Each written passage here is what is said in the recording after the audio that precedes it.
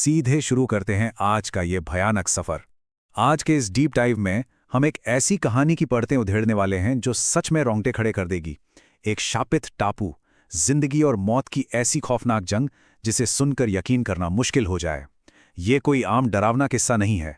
ये दिखाता है कि कैसे इंसान का अपना लालच ही उसे साक्षात मौत के मुंह में धकेल देता है। कहानी की शुरुआत में ही एक रूह कंपा देने वाली चेतावनी मिलती है। तुम मुझे कैसे मारोगे? मरते वक्त मेरी नजर जिस पर भी पड़ेगी वो हमेशा के लिए श्रापित हो जाएगा। जरा सोचिए, ये कोई खोखली धमकी नहीं है, बल्कि ये उस पूरे बुरे सपने की नींव है जिसमें हम आज उतरने वाले हैं। ये आने वाली एक बहुत बड़ी और भयानक तबाही का सीधा इशारा है। तो पहला हिस्सा है समंदर के बीचों बीच फंसा हुआ एक जहाज। अब इस अजीब सी विडंबना को देखिए। बीच समंदर में एक पैसेंजर जहाज फंसा है जिसका ईंधन बिल्कुल खत्म हो चुका है। कप्तान की तो सांसें अटकी हुई हैं, लेकिन दूसरी तरफ कुछ अमीर यात्री व्हाट्सएप की झूठी अफवाहों और लालच में इतने अंधे हैं कि उन्हें लग रहा है जैसे वो किसी शानदार पिकनिक पर आए हैं। जबकि असली और खौफनाक सच्चाई ये है कि उनका खराब जहाज बहकर एक ऐसे अनजान टापू के पास आ लगा है जिसके चप्पे चप्पे पर मौत का साया है। हालात बेकाबू होते देख कप्तान एक बहुत सख्त और साफ हुक्म देता है। मैं फिर से कह रहा हूं, कोई भी इस जहाज से नीचे नहीं उतरेगा। ये कहकर वो खुद मदद की तलाश में उस घने अंधेरे जंगल में उतर जाता है। लेकिन त्रासदी तो यहीं से शुरू होती है। लालच में अंधे वो यात्री इस चेतावनी को पूरी तरह से नजरअंदाज कर देते हैं और यही उनकी सबसे बड़ी भूल साबित होती है।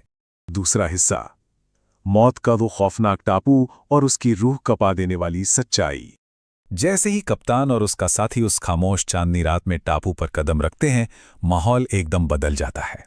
झाड़ियों पर ताज़ा खून के छींटे, एक ऐसी अजीब सी चुभने वाली शांति जहां एक कीड़े तक की आवाज़ नहीं आ रही है, और सबसे डरावनी चीज़, एक इंसानी कंकाल जिसे मांस खाने वाले कीड़े बुरी तरह नोच रहे हैं।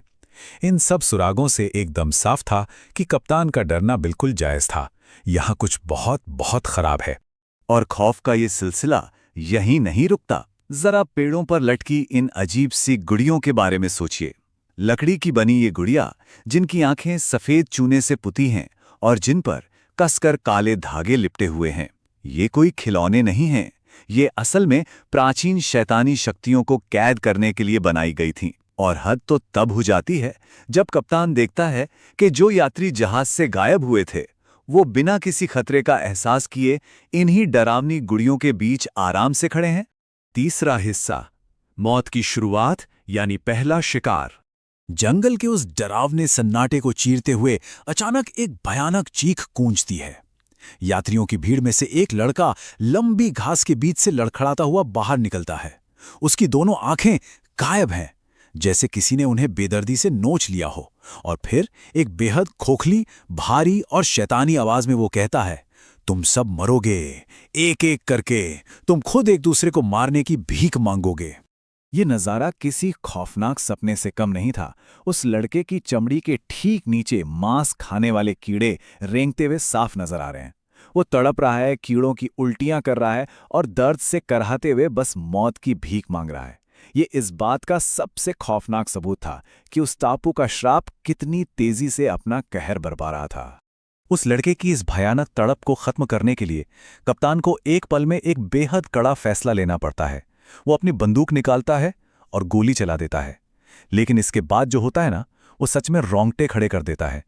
वो कीड़े सिर्फ कुछ ही सेकंड के अंदर उस लाश का सारा मांस चट कर जाते हैं और उसे महज हड्डियों के एक ढांचे में बदल देते हैं। बिल्कुल अकल्पनीय। चौथा हिस्सा, वो प्राचीन श्राप जो इस पूरी तबाही की असली जड़ है। उस खौफनाक अंधेरे जंगल में और गहराई तक जाने के बाद कप्तान को आखिरकार इस पूरी तबाही के मास्टरमाइंड का पता चल ही जाता है।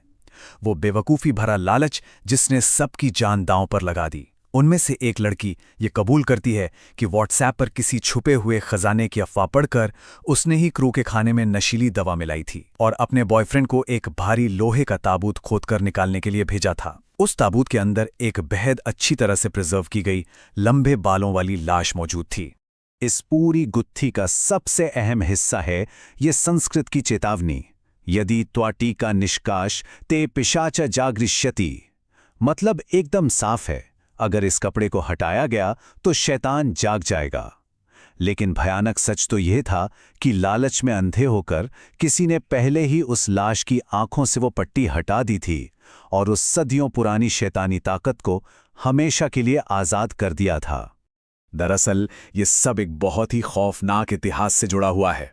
सालों पहले एक शैतानी डायन ने 4 मासूम बच्चों की बलि दी थी।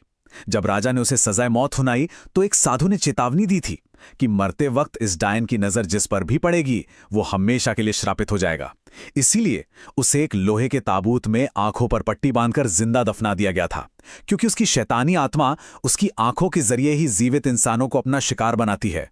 5वां और आखिरी हिस्सा, इस खौफनाक मौत से भागने की आखिरी कोशिश। तभी अचानक उस घने जंगल में एक खुली हुई कब्र के अंदर से एक बेहद खौफनाक गूंजती हुई हंसी सुनाई देती है।